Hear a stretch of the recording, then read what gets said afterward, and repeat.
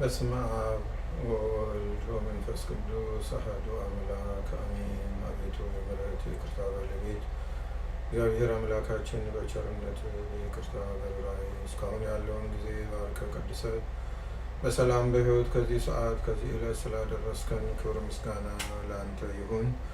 አሁንም የቸርነትን የአምላክነትን የይቅርታን የርኅራኄን ስራ እንድሰራልን ከመከራ ስጋ ከመከራ ነፍስ በቸርነት በይቅርታ በርኅራኄ እንዲሰውረን የቸርነትን ስራ እንድሰራልን በዓለም ላይ ያለውን ይህን ክፉ መከራ በቸርነት እንድታሳልፍልን በዚህ በክፉ መከራ የሚሰቃዩትን ሁሉ በዓይነ ምሕረት እንድትመለከትልን በቸርነትህ እንዳትለየን በቸርነትህን የአምላክነትን ስራ እንድሰራልን ፈቃድ ይሆንልን። እግዚአብሔር ቤተሰቦች፣ አባቶች፣ እናቶች፣ ወንድሞች፣ እህቶች እንደምን አረፈዳችሁ፣ እንደምን ዋላችሁ፣ እንደምን አመሻችሁ። እግዚአብሔር ቸርነት አይለያችሁ። እግዚአብሔር በየጊዜው በየሰዓቱ የአምላክነቱን ስራ ይስራላችሁ።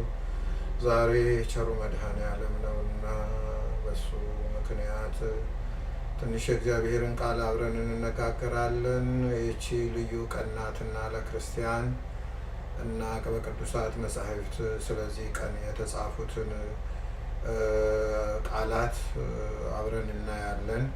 እግዚአብሔር አምላካችን በቃሉ ውስጥ ሆኖ እንዲናገረን ቃሉን በልቡናችን እንዲያሳድርልን በቃሉ እንድንጠቀም በቸርነቱ ይርዳን። በእርሱ ቁስል እኛ ተፈወስን። በዚህ ርዕስ እንነጋገራለን። ርዕሱ ከመጽሐፍ ቅዱስ የተገኘ ነው። ተናጋሪው ነቢየ እግዚአብሔር ኢሳይያስ ነው። በእርሱ ቁስል እኛ ተፈወስን፣ ስለ መተላለፋችን ቆሰለ፣ ስለ በደላችንም ደቀቀ። የደህንነታችን ተግሣጽ በእርሱ ላይ ነበረ፣ በእርሱም ቁስል እኛ ተፈወስን። እኛ ሁላችን እንደ በጎች ተቅበዝብዘን ጠፋን፣ ከእኛ እያንዳንዱ ወደ ገዛ መንገዱ አዘነበለ። እግዚአብሔርም የሁላችንን በደል በእርሱ ላይ አኖረ። ይህን እንግዲህ ቀደም ብሎ ከጌታ ልደት በፊት የነበረ ነቢየ እግዚአብሔር ኢሳይያስ የተናገረው ነው። ግልጽ ሐዲስ ኪዳን ነው። ነገሩ ያለው በብሉይ ኪዳን ሆኖ እያለ ሲመለከቱ ሲያዩት የተደረገ የተፈጸመ ነገር አድርጎ ወደፊት የሚደረገውን ተግባር በግልጽ አስቀመጠው። ስለ መተላለፋችን ቆሰለ፣ ስለ በደላችንንም ደቀቀ። የመከራውን ጽናት ነው ይሄ የሚያሳየውና የደህንነታችን ተግሣጽ በእርሱ ላይ ነበረ። እኛ ልንቀበለው የሚገባን ጥፋተኞቹ ሊቀበሉት የሚገባቸው ቅጣት በእሱ ላይ ሆነ። በእርሱ ቁስል እኛ ተፈወስንም። እንግዲህ በሌላ መልኩም ስንመለከተው ምንም በዓይን የሚታይ ቁስል ባይታይብንም መጽሐፍ ቅዱሱ እንደሚነግረን የቆሰለ አካል እንዳለን ነው የሚያሳየን እና በቁስል እኛ ተፈወስን ከተባለ በሽተኞች ነበርን፣ ቁስለኞች ነበርን ማለት ነው። እና ስለዚህ ይህንን እንግዲህ የእግዚአብሔር መንፈስ ያደረበት ሰው ነው ምን ያህል ከእግዚአብሔር ርቀን እንደቆሰልን፣ ምን ያህል በደዌ እንደደቀቅን፣ ምን ያህል በእኛ ላይ የነበረው ችግር ያስከተለብንን ጉዳት መረዳት የምንችለው የእግዚአብሔር መንፈስ ሲጎበኘን የእግዚአብሔር መንፈስ በላያችን ላይ ሲሆን ነው። ይሄ ነቢየ እግዚአብሔር ግን በእርሱ ቁስል እኛ ተፈወስን አለ። እንግዲህ እሱ ቆስሎ እኛን ፈወሰን ማለት ነው እና ስለዚህ እኛ ሁላችን እንደ በጎች ተቅበዝብዘን ጠፋን እና እንደ በጎች እረኛ እንደሌላቸው በጎች ሆነን ተቅበዝብዘን። በጎች የሚቅበዘበዙት ብዙ ጊዜ እንግዲህ አንደኛ በዋዕየ ፀሐይ ነው። ፀሐይ ብዙ አይወዱምና ፀሐይ ሲጸናባቸው ጥላ ፍለጋ ይቅበዘበዛሉ። በሌላ መልኩም ምግብ ፍለጋም ሊሆን ይችላል። እኔና እናንተም የነፍሳችን ጥላ የነፍሳችን አዳኝ አተወን ብዙ ተቅበዝብዘናል። ብዙ የአዳም ልጅ በዓለም ላይ ብዙ ተቅበዝብዟል እና ስለዚህ እንደ በጎች ተቅበዘበስን ጠፋንም ነው ያለው ነቢዩ። ከኛ እያንዳንዱ ወደ ገዛ መንገዱ አዘነበለ። እንግዲህ በጎች ሰብሳቢ ከሌላቸው ተበትነው በየፊናቸው ሊሄዱ ይችላሉ። በዛ ቋንቋ ነው የተናገረውና ሰብሳቢ የሌለው ህብረተሰብ ወይንም ሰብሳቢ የሌለው አማኝም እንዲሁ በገዛ እጁ ወደፈለገበት ይሄዳል፣ ሰብሳቢ የለውም ማለት ነው። በሌላ መልኩ ደግሞ የእግዚአብሔር ሕግ እያለ ሰው የእግዚአብሔርን ሕግ ዘንግቶ በራሱ መንገድ የሚሄድ ከሆነ በራሱ መንገድ ያዘነበለ ነው።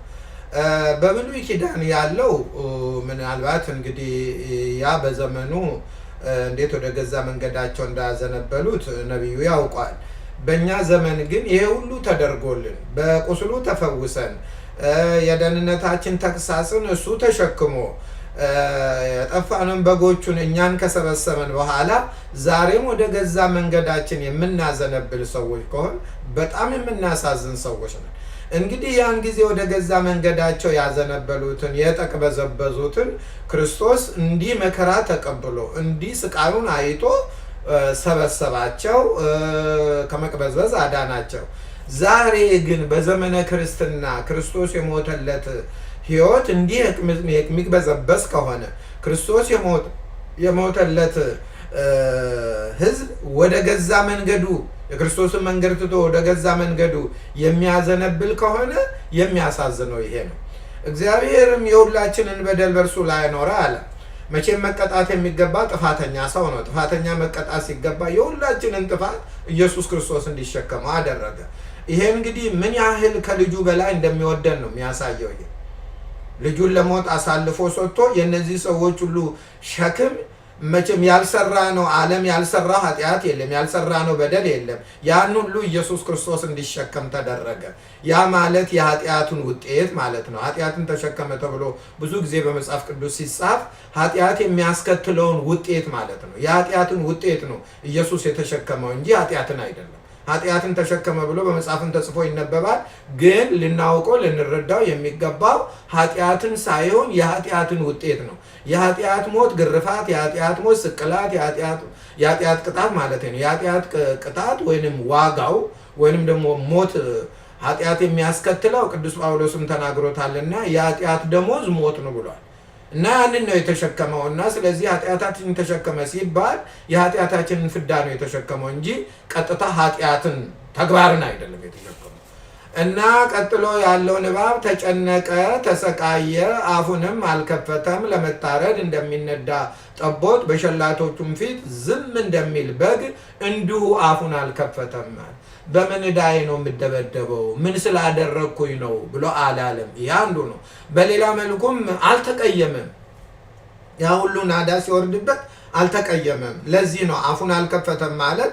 ለምንድን ነው የምደበደበው? ምን ስላደረግኩኝ ነው ብሎ አላለም። በፈቃዱ ወዶ ፈቅዶ እኛን ከመደብደብ እኛን ከመሰቃየት እኛ በአጋንንት እጅ እንዳንደበደብ እርሱ በአይሁድ እጅ ተደብድቦ እኛን ነፃ ለማውጣት ነው የመጣውና ምንም አልተናገረም ይላል መጽሐፉ። ምንም ያ ሁሉ ሲወርድበት ማለት ነው። ይሄ እንግዲህ ወንጌላውያንም እንደሚነግሩት የአዲስ ኪዳን መጽሐፍ እንደሚነግሩን በዚህ መልኩ ነው እና ይሄ በኢሳይያስ የሚገኘው ነው እና በማስጨነቅም በፍርድ ተወሰደ፣ ስለ ሕዝቤ ኃጢአት ተመቶ፣ ስለ ሕዝቤ ኃጢአት ስለ ሁላችንም ኃጢአት ዓለም ከተፈጠረበት ጊዜ ሰው ከተፈጠረበት ሰዓት ጀምሮ ሰው እስኪያበቃ ድረስ ወይንም ደግሞ በዓለም ላይ ያለው ህብረተሰብ በሙሉ ያለፈውም ወደፊት ዛሬ ያለውም ወደፊት የሚመጣው ሁሉ አንድ ጊዜ ኢየሱስ ክርስቶስ የሕዝቡን ሁሉ ኃጢአት ተሸከመ እና እንግዲህ ይህን ሁሉ ተሸክሞ ስለ ሕዝቤ ኃጢአት ተመቶ ከሕያዋን ምድር እንደተወገደ ከትውልድ ማን አስተዋለ ነው። የኢሳይያስ ጥያቄ ነው ይሄ። ይሄ ሁሉ ስለ ሕዝብ ነው እንዲህ የተደረገ ብሏል። አሁን ማን አስተዋለ ብሎ የሚለው በብሉይ ኪዳን ያሉትን ሰዎች አይመለከትም። በብሉይ ኪዳን ኢየሱስ ክርስቶስ ይህን መከራ አልተቀበለም፣ አልተወለደም። አሁን የሚመለከተው በአዲስ ኪዳን ያለነው ሰዎች ነን። እኛንን ያላስተዋል ነው ማለት ነው። ስለኛ መጨነቁን፣ ስለኛ መከራት መቀበሉን እና ስለ ሕዝቤ ኃጢአት ተመቶ ከሕያዋን ምድር እንደተወገደ። ከሕያዋን ምድር ማለት እቺ የምንኖርባት ጊዜያዊ ናት። በስጋ ተደብድሞ ሞተ። እንደነሱ አባባል አስወገድን ነው። እንደ እግዚአብሔር ደግሞ እግዚአብሔር ስራውን ሰራ። እንደውም በሕይወተ ሥጋ ሳለ እርሱ ራሱ ምን አለ? የስንዴ ቅንጣት በምድር ላይ ብትወድቅ ብዙ ታፈራለች አለ። ብቻዋን ብትቀር ግን ምን አለ? ፍሬ ናት አለ። የራሱን ሕይወት ማለት ነው። እኔ ከሞት ብዙ ደቀ መዛሙርት ይነሳሉ ነው ያለውና አይሁድ እሱን ገለው ትምህርቱን ለማስቀረት ነበርና የእርሱ መሞት መምህራንን አበዛ። ትምህርቱ በአንድ መምህር ይሰጥ የነበረው አሁን በአጠቃላይ በዓለም ላይ በብዙ እንዲሰጥ ተደረገ እና ስለዚህ ይህንን ማን አስተዋለ የሚለው እንግዲህ እነሱ አስወገድን ብለው ነው እና ነቢዩ በዛ መሰረት ከምድር መወገዱ ማን አስተዋለ፣ እንደተወገደ ከትውልድ ማን አስተዋለ። ይሄ እኔና እናንተ ነው። ለማን ነው የሞተው? ለማን ነው መከራ የተቀበለ? እችን ቀን እንኳን ስንቶቻችንን በቅጡ የምናስታውሳት?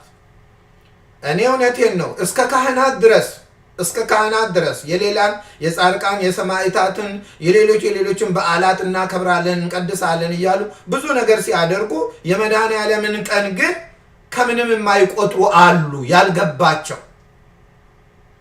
ከኢየሱስ ክርስቶስ በላይ የወደደን አለ?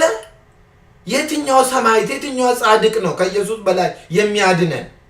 እና እንዚህ ድረስ ይሄ የደረሰብኝንም ጭምር ነው የምናገረውና በራሴ አንደበት እባካችሁን ዛሬ መድኃኔዓለም ነው ስሙን እንጥራ በሚልበት ሰዓት ይሄንን ከምንም ያልቆጠሩ ወይንም እንደ ኢምንት ነገር እንደ ምንም ነገር እንደ ተራ ነገር የቆጠሩ ካህናት አሉ እዚሁ አካባቢ።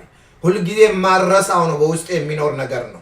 ስለዚህ የዛሬቱን ቀን የማያስታውስ ክርስቲያን ካለ እሱ ክርስቲያን አይደለም።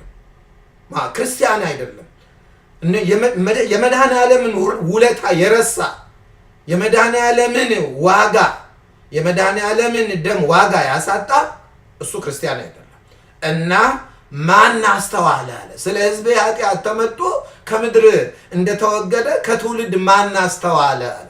ያላስተዋልነው በአዲስ ኪዳን ያለን ሰዎች ነው። በብሉይ ኪዳን ክርስቶስ ገና አልተወለደም ወይም ደግሞ ስለ ሰው መከራ አልተቀበለም፣ ያንን መከራ አላስተዋሉለትም አይልም። የሚናገረው ስለ ዛሬ ነው። ክርስቶስ ከመወለዱ በፊት ነው ይሄን ሁሉ የተናገረው እና ሲወለድ ይሄ ሁሉ እንደሚደርስበት ነው የሚያሳየን። ይህንና እንግዲህ ትንቢተ ኢሳይያስ ምዕራፍ 53 ቁጥር 5 ላይ ያለውን ብቻ ነው እኔ ጠቀስኩኝ። እናንተ ጊዜ ካላችሁ ለማስታወስ ያህል ነውና ሁሉንም አንቡት። ከምዕራፍ 53 ከቁጥር 1 እስከ ምዕራፍ ያለውን አንቡት። እንደው ትንሽ ናት አንቡት። በዛሬቱ ዕለት ቀኑ ነው፣ ዕለቱ ነው። ፍቅሩ ይደርብን፣ ይሰማን። ባለውለታዎቻችንን እንኳን ውለታቸውን ስናስታውስ ነው ፍቅራቸው በውስጣችን የሚመጣው። ሰው እንኳን ውለታ ውሎልን ያንን ውለታ ስናስታውስ ነው የሰውየው ፍቅር በውስጣችን የሚመጣው። አለበለዚያ ውለታውን የምንረሳ ከሆነ እንኳንስ የእግዚአብሔርን አይደለም የሰውንም አጠገባችን ያለውን ሰው እንኳን አናስታውሰው እና ስለዚህ ማስታወሻ ነው። በብሉይ ኪዳን ያለ ነውና የናነቡ በአዲስ ኪዳንም እንግዲህ ወንጌሉንም ሌላውንም ዛሬ መድኃኔዓለም ገርሉ ነው የተጋደለ ገርሉ እኛን ለማዳን ያደረገው ነውና ወንጌሉንም አንቡ። በአጠቃላይ መከራውን የሚናገሩትን መጻሕፍት ማንበብ የሚገባን ሁልጊዜ የሚገባናል። ከሁሉም በላይ ደግሞ በዛሬቱ ዕለት የመድኃኔዓለም ዕለት ለእኛ ብሎ መከራ የተቀበለ ጌታ ማለት ነው። መሰደብ፣ መዋረድ፣ መገፈፍ፣ መገረፍ፣ መከራ መቀበል፣ ሞት የማይገባው ክርስቶስ ስለኛ ስለ ኃጢአተኞቹ ተሰድቦ ተዋርዶ ተገፎ ተገርፎ መከራ ተቀብሎ እንደ ወንበዴ በእንጨት ላይ ተሰቅሎ ሞተ። ስለማ ስለኛ። ይሄ እንዲገባን ያስፈልጋል። ይሄ የማይገባን ከሆነ ክርስትና ውሸት ነው። መሰደብ የማይገባው የባህሪ አምላክ በአደባባይ ተሰደበ፣ በአደባባይ ተዋረደ፣ በአደባባይ ተገረፈ፣ በአደባባይ ተገፈፈ፣ እርቃኑን ቆመ። መከራ መቀበልና ሞት የማይገባው ክርስቶስ ስለኛ ስለ ኃጢአተኞቹ ተሰድቦ ተዋርዶ ተገፎ ተገርፎ መከራ ተቀብሎ እንደ ወንበዴ በእንጨት ላይ ተሰቅሎ ሞተ። ይህንን ነው ዛሬ የምናስታውሰው። በእንጨት ላይ የሚሰቀለው ወንበዴ ነው እና ተሰቅሎ ሞተ። ይህን ሁሉ እንደሚደርስበት እንግዲህ ልብ አድርጉት። ይህ ሁሉ እንደሚደርስበት ሰዎች በራሳቸው የሰሩት ሊመስላቸው ይችላል። እርሱ ግን አስቀድሞ ይህ ሁሉ እንደሚደርስበት ቀደም ያሉት ነቢያት፣ ከሱ ልደት በፊት የነበሩት ነቢያት ይህን ሁሉ እንዲናገሩት አድርጓቸው ነበርና ይህ ሁሉ እንደሚደርስበት አስቀድሞ በነቢያት ትንቢት አናግሮ ነበርና በነቢያት የተነገረው ትንቢት ሁሉ ተፈጸመበት።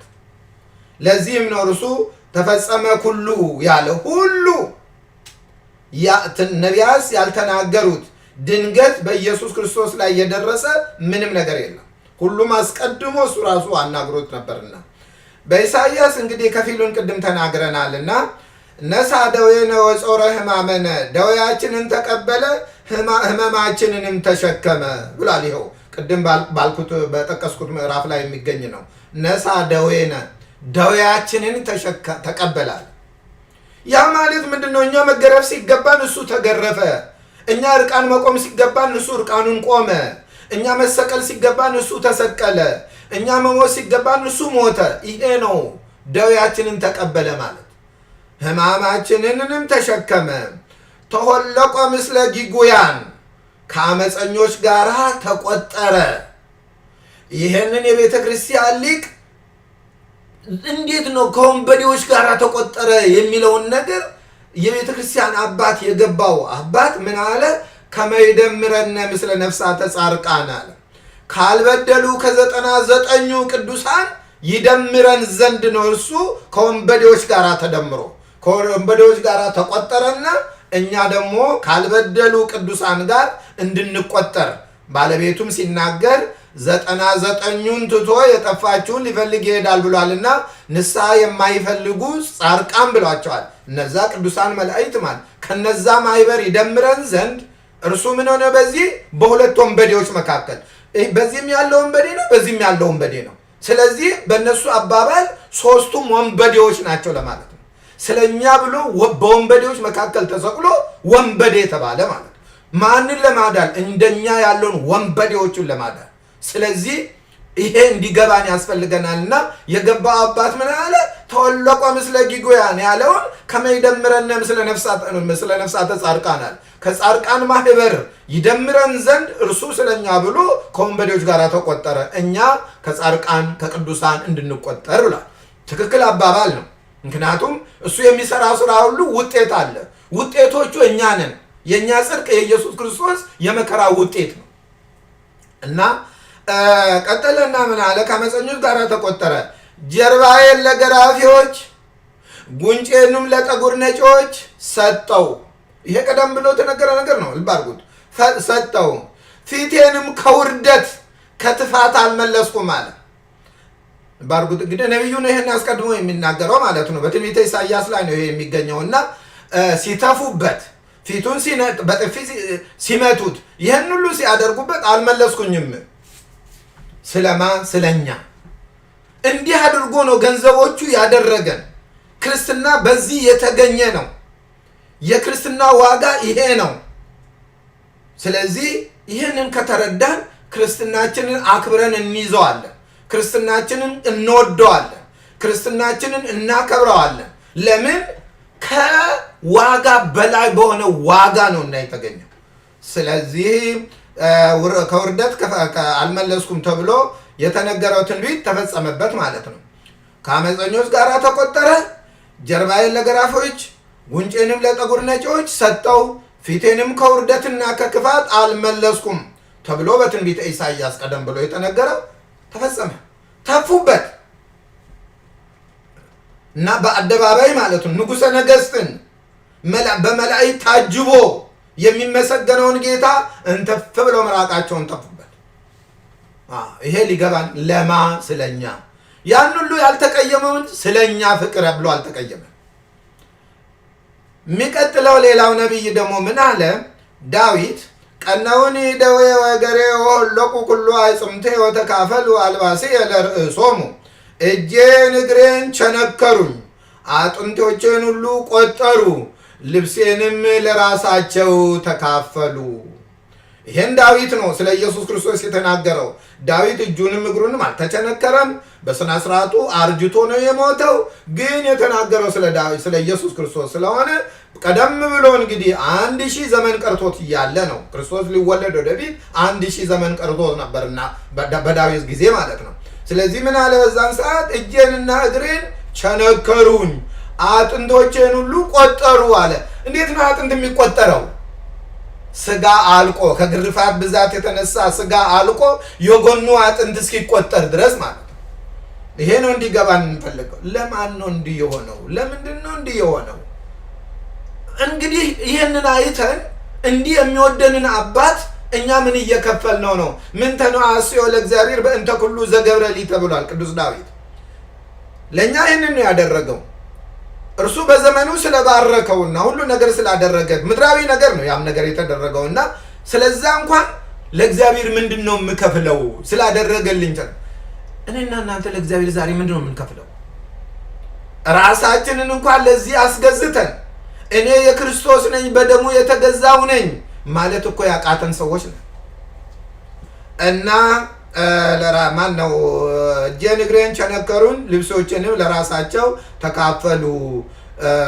ለራሳቸው ተካፈሉ ያለው። ቀጥሎ ደግሞ ወወደዩ ሐሞተ ውስተ መብልዕ፣ በመብልዕ ውስጥ ሐሞት ጨመሩ። ዋስተዩኒ ቢያለ ጽምዕ፣ ለጥማቴም መጻጻን አጠጡኝ። ይህን ሁሉ ቅዱስ ዳዊት ኢየሱስ ክርስቶስ በዕለተ ዓርብ የሚቀበለውን ነው። ሐሞትም አጠጡት፣ መጻጻም አጠጡት። ይሄ ሁሉ ምክንያቱም ተነግሯልና አስቀድሞ ማለት ነው። ይህንን እያሰብን ነው እንግዲህ እግዚአብሔር ምን ያህል ነው የሚወደን፣ ምን ያህል ነው የሚያከብረን። እኔ እግዚአብሔር ይወደኛል ለማለት መጀመሪያ እግዚአብሔር ለኛ የሆነውን ለኛ የተቀበለውን እኛ ትንሿን መከራ ተሰቅቀን አሁን ይኸው መከራችን እያየን ነው። ሰማይ ምድርና ምድር ጠቦን። ይሄንን ካሰብን ግን እንዲህ የሚያድን ጌታ ስላለ ይሄ ኢምንት ነገር ነው። በማንም ላይ የሚደርስ ነው። በእኛም ላይ ቢደርስ ምንም የሚያስደንቅ ነገር አይደለም። ዓለምን ዘላለም ልንኖርባት አይደለም ባለቤቱ ያመጣን። የተወሰነ ጊዜ ነው የምንኖረው። ከዛ በኋላ ጣጥለን እንሄዳለን። ከመሄዳችን በፊት ግን የክርስቶስ ውለታ ይግባ። ክርስቶስ የሰራልንን ነገር እንወቀው። ለዛ ተመስገን እንበል። ይህንን እንዳቅ ያደረከኝ በዚህ መልኩ ያመጣውን ጸጋ እንድካፈል ያደረከኝ ይህንን እንዲያቅ ያደረከኝ ጌታ ተመስገን እንበለው። ይሄንን ከኛ የሚጠበቀው ማለት ነው። እና ስለዚህ ለጥማቴ መጻጻን አጠጡኝ ተብሎ የተነገረው ትንቢት በሱ ላይ ተፈጸመ። በዛሬቱ ዕለት ቸሩ መድኃኔዓለም ይህን ሁሉ መከራ ተቀበለ። ቅዱስ ጳውሎስ ምን አለ? ይህንን ካለ በኋላ አሁን ወደ አዲስ ኪዳን ደግሞ ስንመለከት ወለነሰ ተሳየጠነ ክርስቶስ እመርገማ ለኦሪት በዘወድአ በእንቲአነ ወጾረ ሕማማ እስመ ከመዝ ይቤ መጽሐፍ ርጉም ውእቱ ኩሉ ዘስቁል ዲበ ዕፅ። እኛንስ ክርስቶስ ስለኛ የኦሪትን መርገም በመሸከሙ የኦሪትን ሕግ በመፈጸሙ ከኦሪት መርገም ዋይቶናል። እንዲህ ሆነ በእንጨት መሰቀሉም ያለ ምክንያት አይደለም። እኛን ምክንያቱም በኦሪታቸው በእንጨት የሚሰቀሉሉ ርጉም ይሁን ትላለች ኦሪታቸው ማለት ነው። ክርስቶስ ደግሞ ለስለኛ በእንጨት ተሰቅሎ ርጉማን አይባሉም ከእንግዲህ ወዲህ ከእርግማን ነፃ አወጣቸዋለሁ ብሎ በእንጨት ተሰቀለ። ሁሉንም ነገር በራሱ ፈቃድ ነው ያደረገው። ብዙ ጊዜ ደግሞ የሚገርመው ነገር ባለቤቱ ያዳነን ባለቤቱ እያለን የተሰቀለበትን እንጨት ለማክበር ነው ጥረት የምናደርገው። ይህ አይደለም ዋናው፣ እንጨቱ አይደለም ያዳነን ክርስቶስ ነው። ስለዚህ እኛ ክርስቶስ ስለኛ የኦሪትን መርገም በመሸከሙ የኦሪትን ሕግ በመፈጸሙ ከኦሪት መርገም ዋይቶናል። መጽሐፍ አለ በእንጨት ላይ የተሰቀለው ሁሉ ርጉም ነው ብሏልና። የትኛው መጽሐፍ? የኦሪታቸው መጽሐፍ እንዲህ ይላል። አንድ ሰው እንግዲህ በደሉ የተለያየ ነው የሚሆነውና በእንጨት ላይ ከሰቀልከው ያ ሰው ርጉም ነው፣ በእንጨት ላይ ማይደር ወዳውኑ በዕለቱ አውርድ የሚል ትእዛዝ ነው በኦሪቱ የተቀመጠው ማለት ነው። እኔና እናንተን ለመዋጀት ደግሞ ባለቤቱ ሰዎች በተሰቅለው ርጉማን በሚባሉበት እንጨት ላይ ተሰቅሎ አዳነ። ስለዚህ መጀመሪያ ያዳነህን ቤዛ የሆነህን እወቀው። እፀ መስቀል አይደለም ያንተ ቤዛ ኢየሱስ ክርስቶስ ነው በቀራንዮ የተሰቀለው ጌታ። አይምሮ ካለ የምታስብ ከሆነ እና እፀ መስቀል ቤዛችን፣ እፀ መስቀል ቤዛ አይደለም። ይሄ አርማ ነው፣ በአርማነት ነው የምንጠቀምበት። ስለዚህ ሁላችንም እናስተውል እና የዞረባቸው አይናቸው የማይገለጽላቸው ሁልጊዜ እያነበቡ የማይገባቸው ብዙዎች አሉ። ስለዚህ የሞተልን ቤዛህን ወቀው። መስቀሉን አይሁድ የተከሉትን መስቀል በክርስቶስ ተክተ እሱ ነው ቤዛ የምትል ከሆነ አንተ አይምሮ ቢስ ነው፣ ክርስቲያንም አይደለም። እኛ በክርስቶስ አምነን የመንፈስ ቅዱስን ተስፋ እናገኝ ዘንድ የአብርሃም በረከት በኢየሱስ ወደ አሕዛብ ይመለስ ዘንድ ነው ብሏል ቅዱስ ጳውሎስ። ኢየሱስ በእንጨት ላይ ተሰቅሎ ከኦሪቱ መርገም ነፃ ያወጣናል። እኛ በክርስቶስ አምነን ባዳኛችን አምነን በክርስቶስ አምነን የመንፈስ ቅዱስን ተስፋ እንድናገኝ የአብርሃምን በረከት በኢየሱስ ወደ አሕዛብ ይመለስ ዘንድ አለ።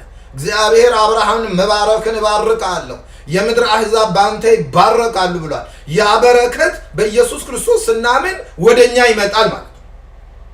ወደ አሕዛብ እግዚአብሔርን የማያውቁ ሰዎች ናቸው። ወደዛ ይመጣል። እኛም እንዲህ ተባርከን ነው በኢየሱስ ክርስቶስ ከኦሪት ነፃ የወጣ ነው። ስለዚህ የመድኃኔዓለም ቀን ማለት ይሄ ነው። ገላትያ ምዕራፍ 3 ቁጥር 13 ክብር ምስጋና ይግባውና የሕይወታችን ቤዛ ኢየሱስ ክርስቶስ በሰው አንደበት ተነግሮ የማያልቀውን ማንም የኢየሱስ ክርስቶስን መከራ ተናግሮ አይጨርሰው። ተነግሮ የማያልቀውን እንደ ዶፍ ዝናብ የወረደበትን ልዩ ልዩ መከራ ተቀብሎ በእንጨት ተሰቅሎ ከመርገመ ሥጋ ከመርገመ ነፍስ አዳነን። ክብርና ምስጋና ለሱ ይሁን። እንዲህ ለወደደን ጌታ ክብር ምስጋና ለሱ ይሁን። በዛሬቱ ዕለት በዚህ መልኩ መጽሐፍ ቅዱስ እያነበባችሁ የስቅለቱን፣ የሕማሙን፣ የመከራውን የኢየሱስ ክርስቶስን ጸዋተ መከራ የሚናገሩትን መጽሐፍት አንብባችሁ ክርስትናችሁን መስክሩ በያላችሁበት። እና ቅዱስ ጳውሎስ ምን አለ መጨረሻ ላይ? ርዩ መጠነ አፍቀረነ እግዚአብሔር አለ። እንግዲህ መጽሐፉን ካነበባችሁ ትምህርቱ ከገባችሁ የኢየሱስ ክርስቶስን ውለታ የምታስታውሱ ከሆነ እግዚአብሔር ምን ያህል እንደወደደን እዩ ብሏል። ምን ያህል እንደወደደን የእግዚአብሔር ፍቅር ከልጁ በላይ ነው የሚወደን ማለት ነው። ስለኛ ልጁን ለሞት አሳልፎ ከሰጠ አንተ ሙትና እነሱ ይዳኑ ካለ እግዚአብሔር ከልጁ በላይ እንደወደደን ነው። ለዚህ ነው ርዩ መጠነ አፍቀረነ ክርስቶስ እግዚአብሔር ያለው ማለት ነው። እግዚአብሔር ምን ያህል እንደወደደን ብሏል። እግዚአብሔር ስለወደደን ስላፈቀረን ልጁን ቤዛ አድርጎ ስለላከልን እግዚአብሔር ወልድ ከሰማየ ሰማያት ወርዶ ከድንግል ማርያም ተወልዶ በዕፀ መስቀል ተሰቅሎ ስላዳነን እግዚአብሔር መንፈስ ቅዱስ ይህንን እንድናውቅ ስለገለጸልን ክብር ምስጋና ለሱ ይሁን። መልካም የመድኃኔዓለም ቀን ይሁንላችሁ። እግዚአብሔር ይባርካችሁ። እግዚአብሔር ሕይወታችሁን ይጠብቅ፣ ከክፉ ነገር ሁሉ ይሰውራችሁ። የእግዚአብሔር ጸጋ ከሁላችን ጋር ይሁን።